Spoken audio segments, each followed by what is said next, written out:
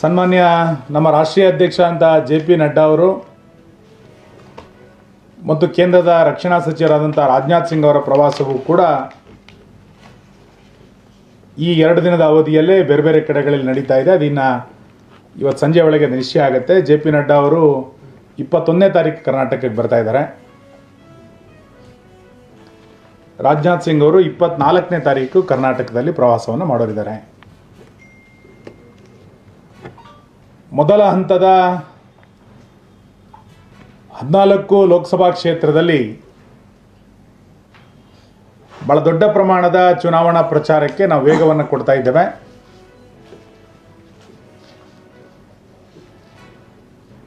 ಈಗಾಗಲೇ ನಮ್ಮ ಮನೆಯ ಪ್ರಚಾರದ ಕಾರ್ಯ, ಮನೆ ಅಂಗಳದಲ್ಲಿ ನಡೆಯುವಂಥ ಸಭೆಗಳು ಇವೆಲ್ಲವೂ ಕೂಡ ಬಿರುಸನ್ನು ತೆಗೆದುಕೊಂಡಿದೆ.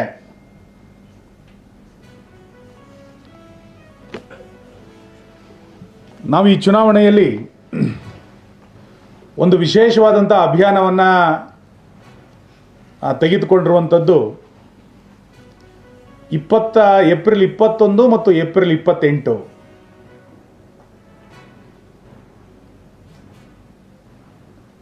ನಾನು ಮೋದಿ ಪರಿವಾರ, ಮೋದಿಗಾಗಿ ಮೀಸಲು ಈ ಭಾನುವಾರ. ನಾನು ಮೋದಿ ಪರಿವಾರ, ಮೋದಿಗಾಗಿ ಮೀಸಲು ಈ ಭಾನುವಾರ ಅನ್ನುವಂಥ ಘೋಷಣೆಯನ್ನು ಇಟ್ಟುಕೊಂಡು ಒಂದು ದೊಡ್ಡ ಚುನಾವಣಾ ಅಭಿಯಾನವನ್ನು ಇಡೀ ಕರ್ನಾಟಕದ ಎಲ್ಲ ಬೂತ್ಗಳಲ್ಲಿ ತೆಗೆದುಕೊಂಡು ಹೋಗ್ತಾ ಇದ್ದೇವೆ.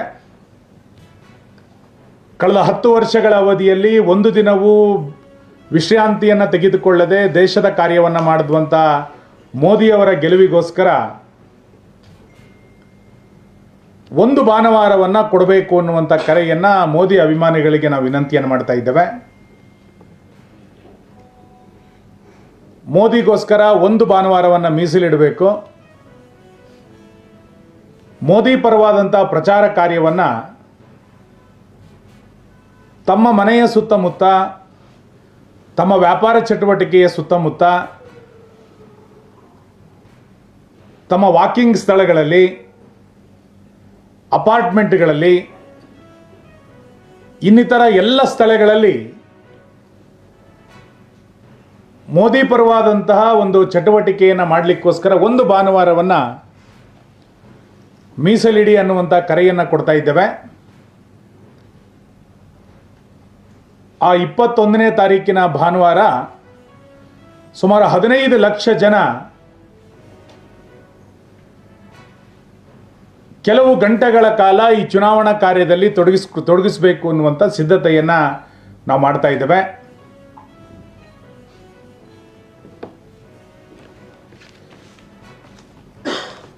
ಮೊದಲ ಹಂತದ 14 ಕ್ಷೇತ್ರಗಳಲ್ಲಿ ಸುಮಾರು 28,000 ಬೂತ್ಗಳು ಬರುತ್ತೆ. ತಲಾ ಒಂದು ಬೂತಿನಲ್ಲಿ ಕನಿಷ್ಠ 50 ಜನ ಆದರೂ ಕೂಡ ಗುಂಪಾಗಿ ಚುನಾವಣಾ ಪ್ರಚಾರಕ್ಕೆ ಅವತ್ತು ಮೋದಿಗೋಸ್ಕರ ಕೆಲಸವನ್ನು ಮಾಡಬೇಕು ಆ ಭಾನುವಾರ ಅಂತೇಳಿ ನಾವು ಯೋಚನೆಯನ್ನು ಮಾಡಿದ್ದೇವೆ.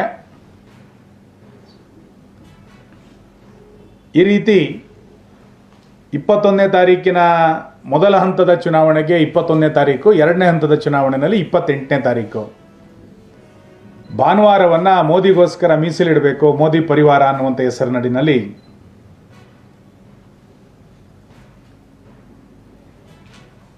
ನಾವು ಈ ಅಭಿಯಾನವನ್ನು ಬಹಳ ದೊಡ್ಡ ಪ್ರಮಾಣದಲ್ಲಿ ಕೈಗೆತ್ತಿಕೊಳ್ತಾ ಇದ್ದೇವೆ.